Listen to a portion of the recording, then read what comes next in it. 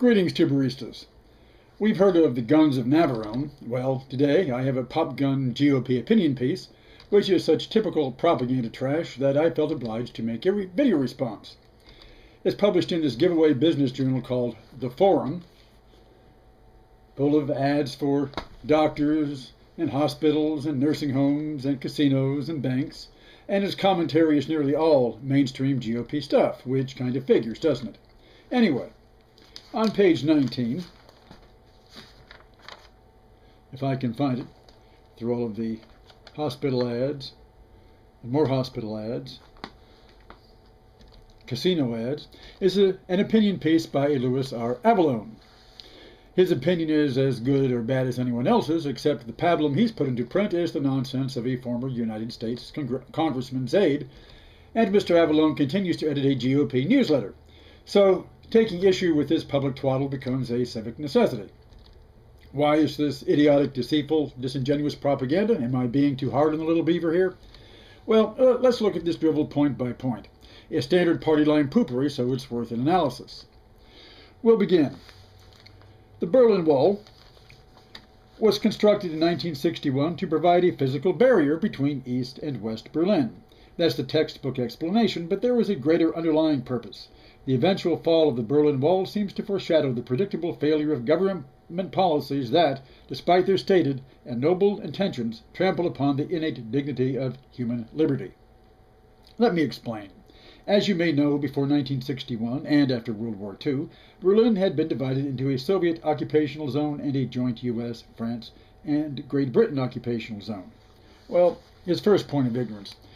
Post-World War II Germany was divided into 4 zones, one per Allied occupier. The 3 Western zones were never combined until 1949. The English and American zones were simply known as Bizonia between 47 and 49. A small point, but it's symptomatic of the ignorance of history and society and foreign stuff so typical of GOP party liners, and the fact that this man passes as well-informed speaks for itself. Anyway, in fact, during the 1950s, nearly 3.5 million people from East Berlin escaped communist repression into West Berlin, where they could travel into West Germany and other Western European countries. Well, as of August 12, 1945, the whole city of Berlin had only 2,807,405 known surviving inhabitants, so he's obviously fled something else here, to which I'll return. We continue. West Germans, by contrast to East Germans, were being led by a chancellor committed to a broad vision of democracy, capitalism, and anti-communism. Understandably, West Germans enjoyed higher living standards and freedoms in a growing economy compared to their East German neighbors, who were chained to a stagnating economy and deteriorating living standards, ruled by a socialist-led government controlled by the Soviet Union. Mouthful there. Yes, a chancellor so committed to democracy that he amnestied the worst Nazi war criminals left in West Germany. That's where the capitalist anti-communist parts come in. The West Germans enjoyed all that bounty, by the way, thanks to the United Nations Relief Agency at first, then the U.S. taxpayer, pumping in Marshall Plan stimuli to West German heavy industry and big banks, the same ones who financed Hitler, by the way, but were subsequently now conveniently whitewashed into freedom-loving Democrats. While the Soviet zone was forced into paying reparations for all of Germany for its occupation of the USSR.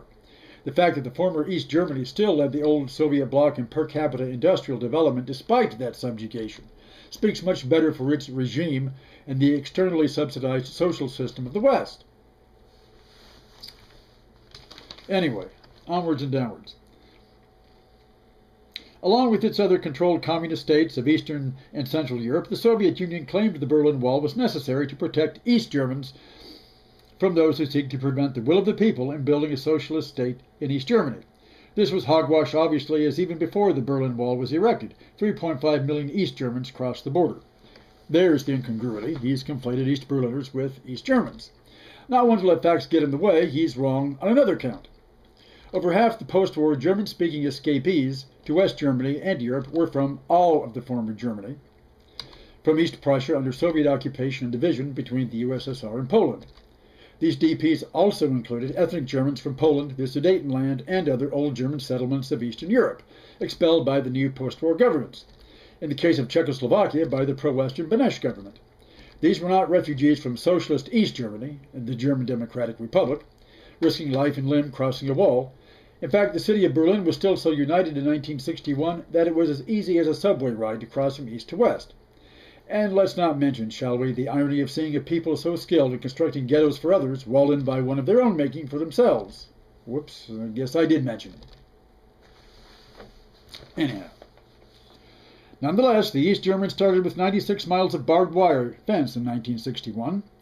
The next year, a second fence was built, parallel to the first, but about 100 yards further in. Despite this formidable discouragement, more East Germans continued escaping into West Berlin. So, to stem the continuing tide of defectors, the East German government chose to add a concrete wall in 1965 and yet another one in 1975, complete with reinforced mesh fencing, signal fencing, anti-vehicle trenches, barbed wire, more than 300 watchtowers, and 30 bunkers. Of course, poor cousins from the country will always be drawn to the bright lights on the other side of the fence. Most of the East German refugees were no more so than the thousands of blacks who fled this man's home state of Louisiana for Cleveland and Detroit and Los Angeles because they wanted to live free of their iron curtain of segregation and discrimination and police brutality and disfranchisement and KKK terrorism in search of justice and opportunity. Did they find it? Well, let's just say that said cities bear strong resemblance to the former East Germany after unification, with a population trapped in a deindustrialized pseudo-city still scurrying to survive, politically alienated, and turning a nostalgic eye to the bad old days that at least gave them an identity and a purpose, if not freedom or democracy or civil rights. But looking for justification for GOP policies and its skewered foreign history is more than just a way of avoiding history at home. And still, after all that, almost 30 years later, the Berlin Wall fell. This is why communist states fall. They underestimate the basic human craving for individual freedom. Well, but the real purpose of Mr. Avallone's misinformed mishmash is not only to show his ignorance on racial matters, but to tie both into the current Obama regime in Washington. Will there now follow false parallels drawn with present capital policy? Let's see. So there are parallels to be drawn between our nation's current economic and political environment. You bet there are. And as is often said, we do not need the lessons of history we are doomed to repeat. Good. Because you haven't learned a goddamn thing, obviously. Consider the official explanation provided by the communists in 1961 for justifying the Berlin Wall. It was to protect the will of the people in building a socialist state in East Germany. Again, this was hogwash. In fact, the only will of the people here was to escape socialism altogether. Hogwash is right because those Eastern, not just East Germans, weren't so much fleeing socialism as Soviet occupation, which was not gentle and forgiving and was in fact very hateful. Unfortunate, but the German nation brought this on itself by its own brutal, genocidal occupation of the Soviet Union. The former victims didn't care if they made new victims, just as in Israel today. But at least the Soviet side aimed at a proper target of retribution instead of taking it out on a third party. No World War II, no invasion of the USSR, no Soviet satellite regimes in Eastern Europe. Mr. Avallone leaves out that little part, but he's an American Republican. What the hell does he know? Also, the United States and the German Federal Republic acquiesced in the wall's construction precisely because they could not handle the population influx. Just as Mexicans are swarming over the U.S. border to flee the poverty of third world capitalism and inundating adjacent areas of the U.S., so are East Germans threatening to swamp the economy of West Germany and Western Europe. Building a fortified wall to keep the excess freedom and opportunity seekers at home is something Mr. Avallone and his anti-immigration GOPers can only dream about. But back to his false analogies. But think about our own nation for a moment. Some people might say that the seemingly complicit cooperation between our mainstream media and those promoting socialist ideology is intended to do exactly in our nation what the communist stated purpose was for building the wall to begin with. Protect the will of the people in building a socialist state. Who the fuck are these some people? He won't and can't name them because no one but a Looney Tune fucktard like Glenn Beck says those things. Though Mr. Avallone is deceitful enough to disingenuously insinuate the same message, while conveniently distancing his oh-so-respectable mainstream self from Beck's irresponsible idiocy.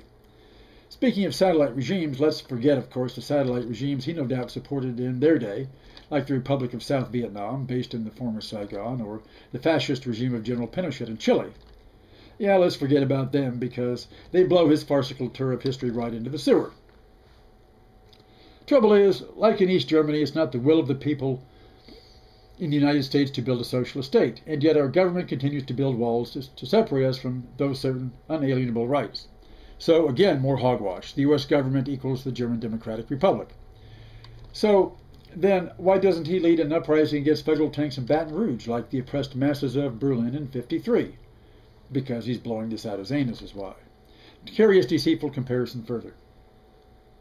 These rights are under attack from those who support government policies that promote the redistribution of wealth through higher taxes, or restrictions on the freedom of religion through the imposition on churches to provide contraception, or by supporting socialized medicine and allowing the government to ration your health care, or continuing the expansion of government by mortgaging our country to foreign nations for generations of Americans to come. Deceitful because the very mild social democratic program he just outlined has nothing to do with either Marxism in theory or the German Democratic Republic in practice. Marx and Walter Ulbricht called for state ownership of the means of production, not higher taxes on the bourgeoisie, the confiscation of their capital gains, the expropriation of the expropriators, not its mere redistribution.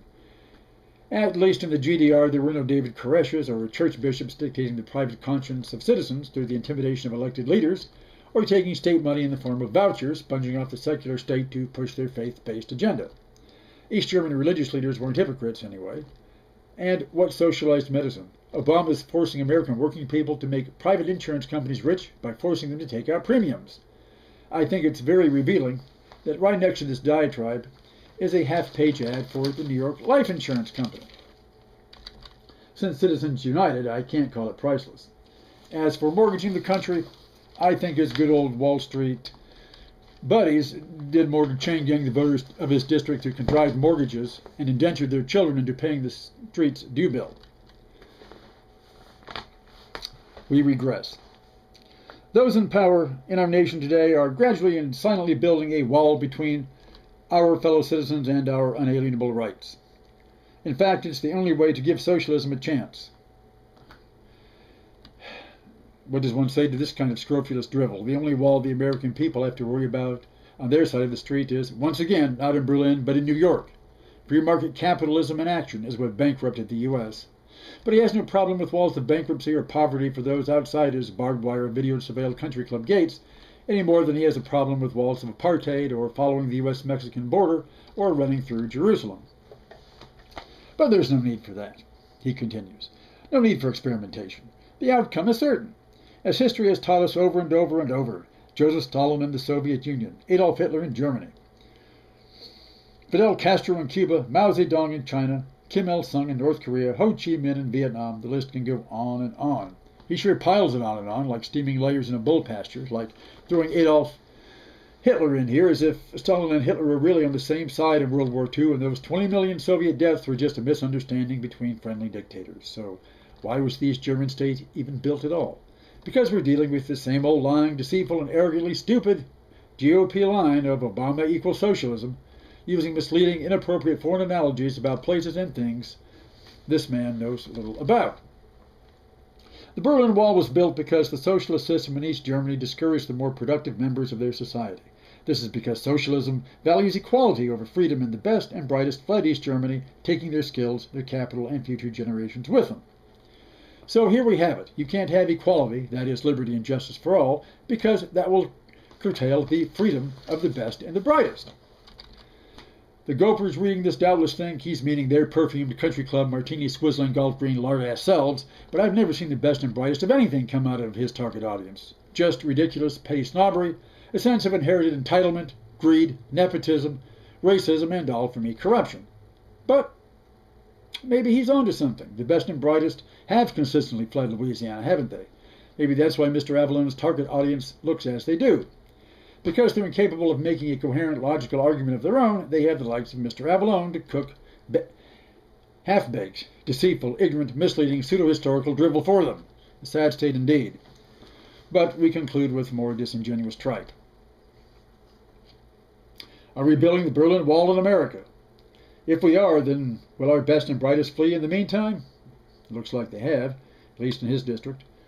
Tear down this wall, Mr. Obama, ought to be the refrain. If you and those who share your beliefs won't tear it down, rest assured, if history is any indication, the indomitable human yearning for individual freedom will eventually do it for you. Like when your local public safety commissioner in the same 1960s decade, the late George Dartois, or Dartois as they pronounced it, the ruling police thug connected to the mafia, refused to let Dr. Martin Luther King get off the local Trailways bus and refused him entrance to your city. This was the prelude to Dr. King's appearing in town to preach at a local black church to aid the civil rights movement. As the hometown preacher was speaking, the front doors of the church were burst open by a battering ram. Police officers marched in and started whipping the congregation with their batons while police dogs snarled all around. The congregants in their Sunday best climbed over each other to get away from the whipping batons and snapping dog teeth. The Reverend cried, "How dare you defile a house of God? Are you servants of Satan?" At that point, on cue, Public Safety Commissioner George Dartois rode his white horse up the aisle of that church and directed two of his officers to pistol whip the Reverend. They did so within an inch of his life, inflicting permanent injuries that would be with him for the rest of that life. Dartois then turned to the congregation and announced, "There ain't going to be no meeting with no commie nigger outside agitator in my city. Go home." Yes, Mr. Avallone's regular followers had no trouble repressing the March of Freedom then, did they? Not to mention violating religious freedom with more panache than the whole East German Politburo. But back then, there wasn't a black president to worry about. Uh-oh, knock upon the phone? Who's this?